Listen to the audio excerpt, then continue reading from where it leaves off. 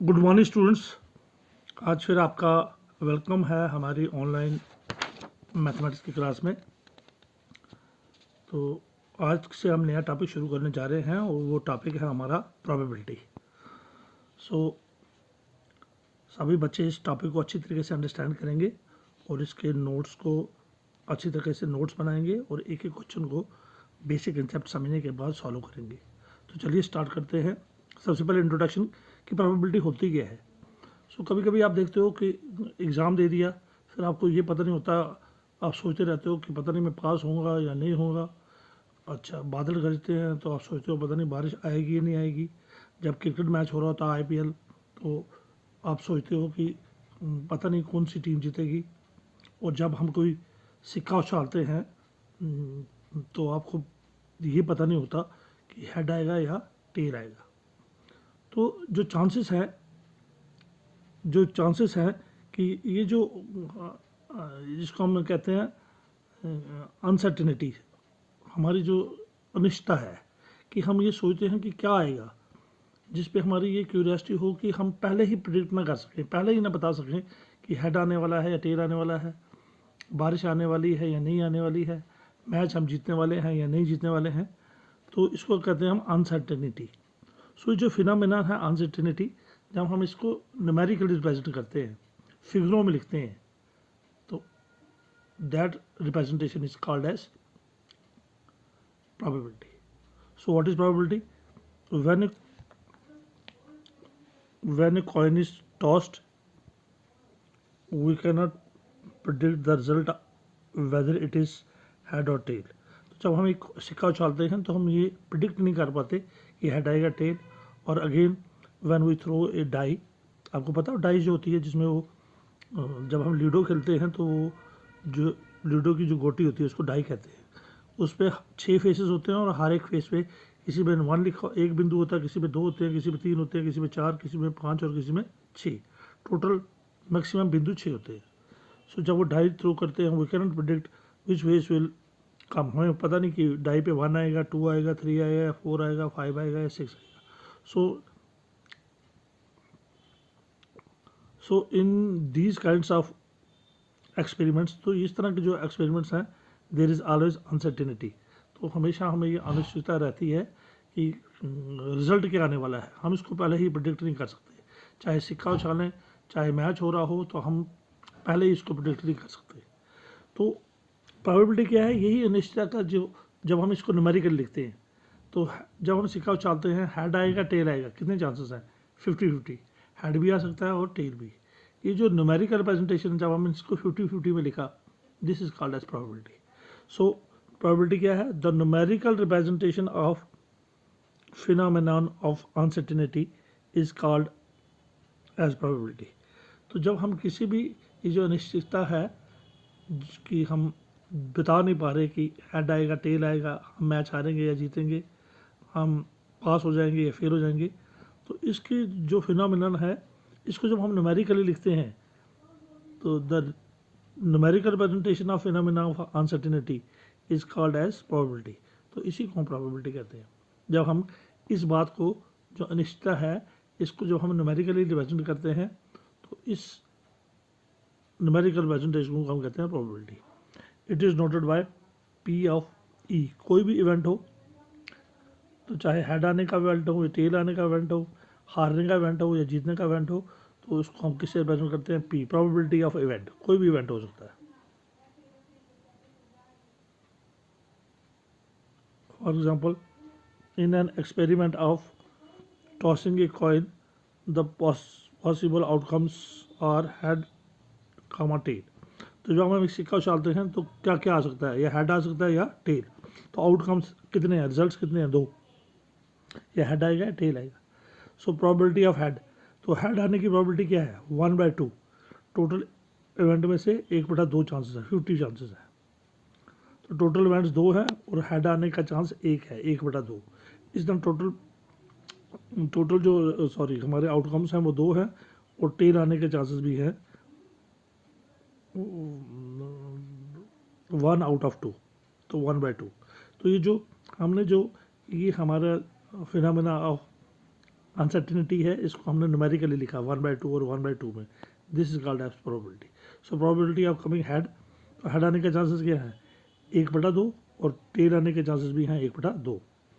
दस probability of getting head is 1/2 and probability of getting tail is 1/2।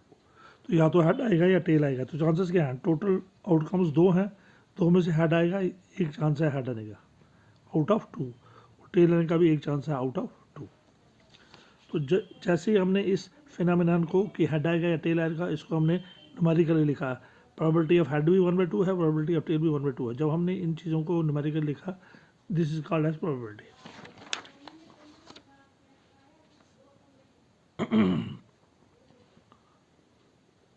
Few basic terms, तो few basic terms देखो। Number 1, सबसे पहले random experiment, an experiment which has more than one possible outcomes।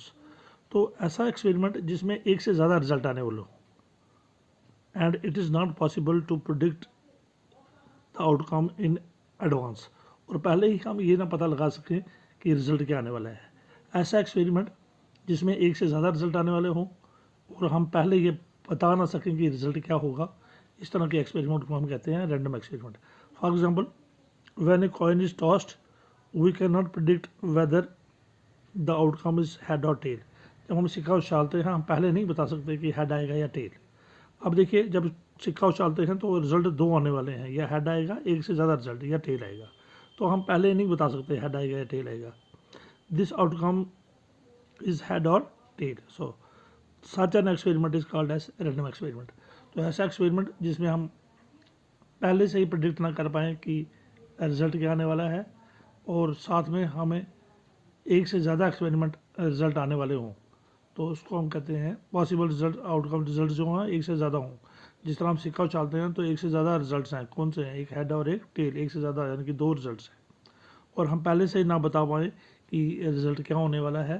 तो इस तरह के experiment को, फॉर एग्जांपल सिक्का उछालने वाले एक्सपेरिमेंट को, इसमें हम बता नहीं सकते कि रिजल्ट तो हमें पता 2 आने वाले हैं, या हेड या टेल, और पहले से हमें ये नहीं पता है कि हेड आएगा या टेल, तो इस तरह के एक्सपेरिमेंट को हम कहते हैं so an experiment which has more than one outcome and which can not be predicted in advance, whose results can not be predicted in advance is called as random experiment. और जिसके नतीजे का हम पहले से ना बता सकें उसको हम कहते हैं रैंडम एक्सपेरिमेंट।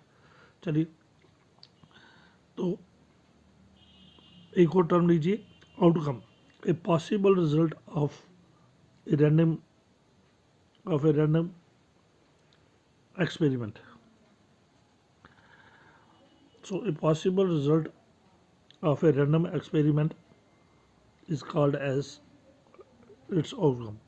तो जब हम कोई एक्सपेरिमेंट करते हैं उसका जो पॉसिबल रिजल्ट हो, चाहे हेड हो या टेल हो, मान लो हमने कॉइन थ्रो किया, उसका रिजल्ट हेड आएगा या टेल आएगा, जो भी रिजल्ट होता है, जो पॉसिबल रिजल्ट होता है, देखिए उसको हम आउटकम कहते हैं। फॉर एग्जांपल, जब हम सिक्का थ्रो करते हैं तो इसके पॉसिबल आउटकम्स क्या हैं, हेड और टेल, तो पॉसिबल आउटकम्स क्या हैं, 2।